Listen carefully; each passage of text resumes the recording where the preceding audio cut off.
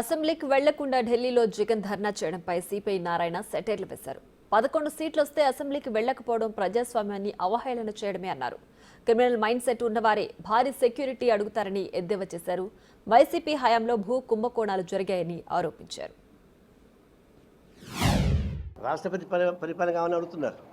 అప్పుడే దాంతోపాటు అంతకుముందు ఎన్ని అరాచకాలు చేస్తారో ఊహించలేము. 3 మాటలు ముఖ్యమంత్రి కూడా చంద్రబాబు నాయుడిని అడుగు పెట్టలేదు.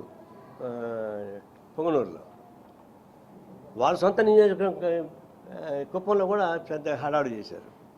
అంటే ఇంకొక సీనియర్ మోస్ట్ పాలిటీషియన్ 3 మాటలు ముఖ్యమంత్రి ఉన్నాడు, రాష్ట్ర పార్టీ అధికారి ఉన్నాడు, ఒక ప్రాంతానికి పోకూడదా? ఎట్లా సాధ్యం అవుతుంది?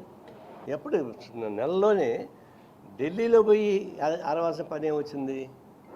ఢిల్లీ అరిస్తే ఆయనకి ఏమొస్తుంది? ఏమొస్తుందంటే అసెంబ్లీకి లోపల పోనీ కూడా తప్పించుకోవచ్చు. గెలిచేవాడు అసెంబ్లీ ఉండాలి కదా. సూదిని విజయవాడ పోగొట్టుకొని ఢిల్లీ ఎత్తికి దొరుకుతుంది. జంతర్ మంతర్లో పోగొట్టుకుని సూది ఇక్కడే దొరకాల, అమరావతిలో. జంతర్ మంతర్లో దొరకదు. ఆయన ఫ్లాప్ అయ్యింది. నీకు 11 సీట్లు వస్తుంది, తప్పే ఉంది. అది ఎవరు చేసుకునే కర్మ వాళ్ళకి అనుభవిస్తున్నారు. నీవు చేసుకున్నది నీకు వచ్చింది. దాన్ని ప్రజాస్వామ్య పద్ధతిలో ఏదో వచ్చినా దాన్ని స్వీకరించాల్సిందే. దాన్ని తీసుకొని ముందుకు పోవాలి. అందుకని 11 వస్తే నేను అసెంబ్లీకి పోను, 170 వస్తే అసెంబ్లీకి పోతానంటే ఎట్ట కుదురుతుంది? అది కుదరదు. అంటే ప్రజాస్వామ్యాన్ని అవహేళన%. ఎన్నికైన ప్రజాప్రతినిధులు అటు పోకుండా పోయింది అవహేళన%.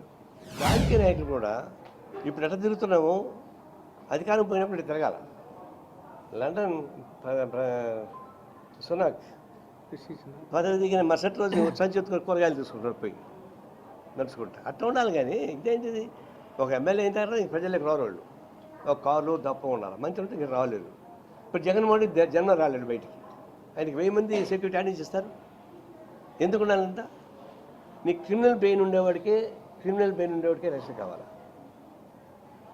క్రిమినల్ బ్రెయిన్ ఉండేవాడికి అవసరం లేదు. దీన్ని మనం దృష్టిలో పెట్టుకుని రాజకీయాలు జాగ్రత్తగా కోరుతా ఉన్నాం.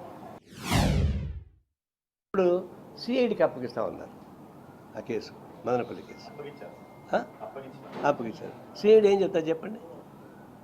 అది మేకలింగా లాంటిది. అదేం చేస్తుంది? దాన్ని సిబిఐ వాళ్ళకి ఇవ్వాలి, లేదంటే జ్యుడిషియల్ ఎంక్వైరీ జరగాలి. అది డీప్గా ఉండాలి. అంతే సిఐడికి ఇచ్చే పని కాదు.